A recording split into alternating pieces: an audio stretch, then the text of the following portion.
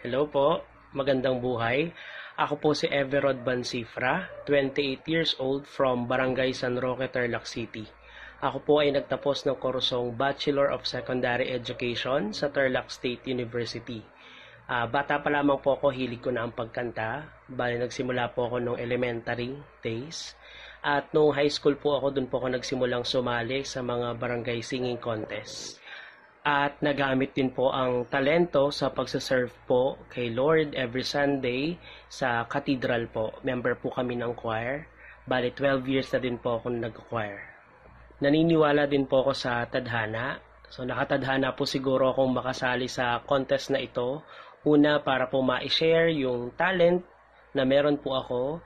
And syempre magamit din po ito para makatulong din po sa iba. Kung ako man po ang papalaring manalo sa contest, ang bahagi po ng mapapanalunan ko ay ibibigay ko po sa mga tao po na apektado ng pandemic na nararanasan po natin ngayon. And syempre po para din po sa pamilya at para din po sa pang-araw-araw na pamumuhay.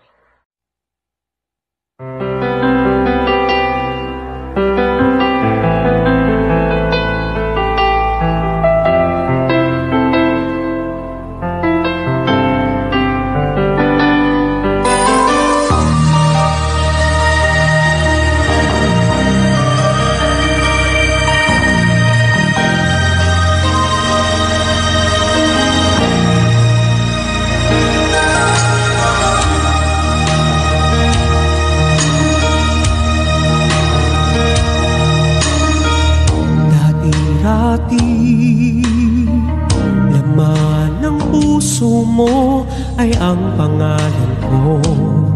Lagi ako sa isip mo. Dati-dati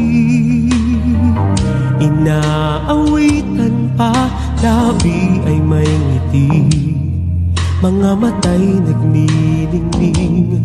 Ngunit ngayon nagbago ka, nasalaan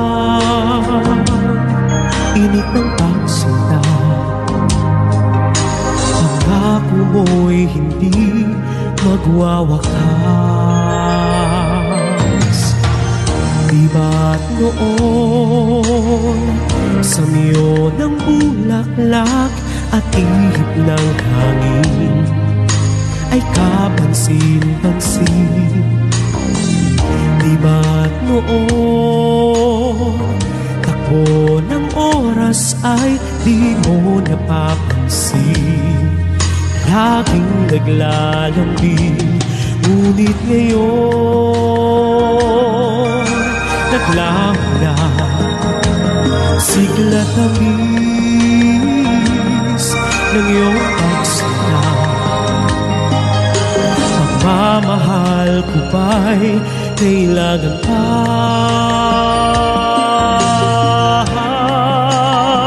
Oh, dati-dati mga pangako ko'y kandungan mo't lakas. Sa pagsubok ay kay tatak.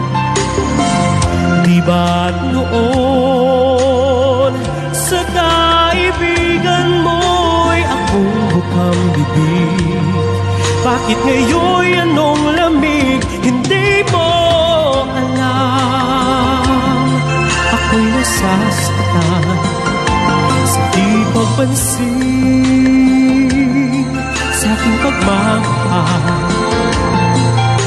Lumapit ka't ako'y naghihintay, naghihintay.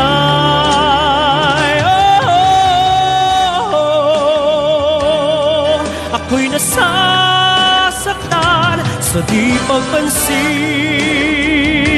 sa aking pagmamahal. Lumapit ka't ako'y naghihintay.